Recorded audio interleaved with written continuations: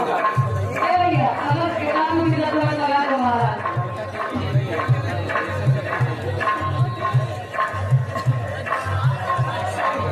भैया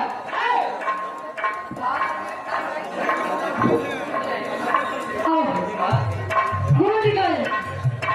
तो भोले माता